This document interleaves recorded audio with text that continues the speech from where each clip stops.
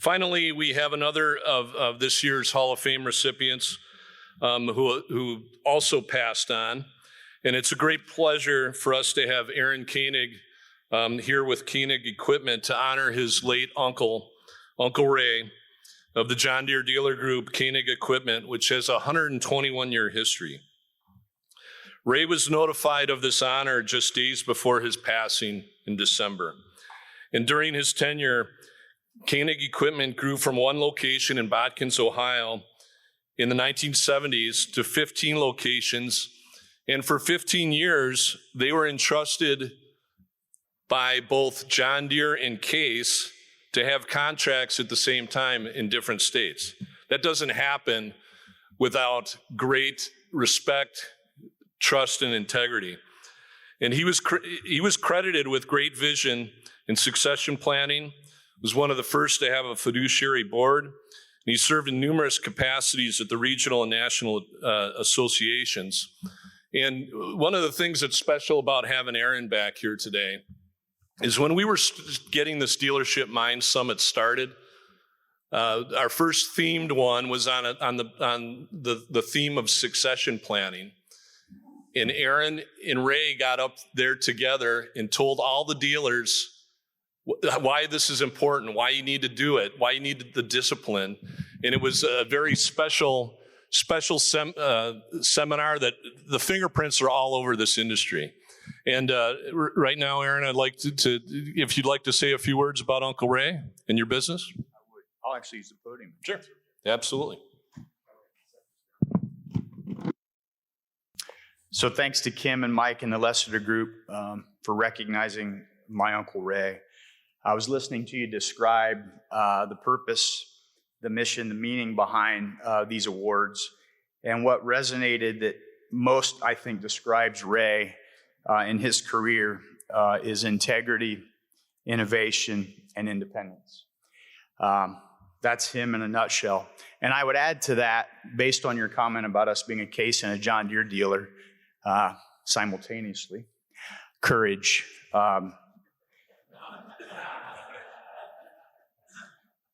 Yeah, you know what I'm trying to say.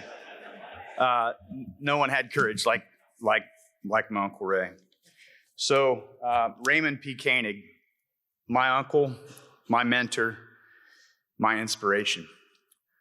To know Ray was to respect Ray, a Renaissance man, if there ever was.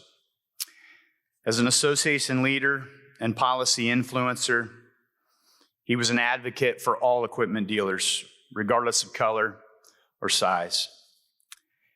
As you know, Ray is no longer with us, so I often wonder, in challenging times like this, what advice would Ray offer me and all of you? 3 things come to mind. Number 1, always put the customer first. Blind OEM loyalty only leads to disappointment.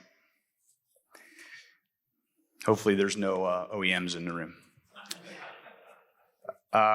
I think he would also offer his favorite quote, because at this time, the people that look to us for leadership, they need inspiration.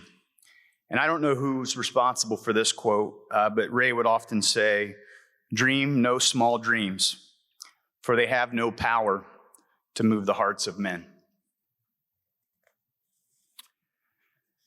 Third, I think Ray would say, and I think this is what's most relevant to this group today, is that there is strength in numbers. We're stronger together than we are individually. And no one dealer has all the answers, but all the answers are in all of us. So how do we come together and find those answers? So again, I want to thank Lessiter Group for being an advocate for our industry and for equipment dealers. And I want to leave you with another thing that Ray said to me very early in my career that at the time I had no idea what it meant. But he said to me, when he got into the business in the mid-70s, there was always a place at the dinner table for the equipment dealer. He says, but as time passed, that seat at the dinner table was offered to the seed salesman and then to the chemical salesman.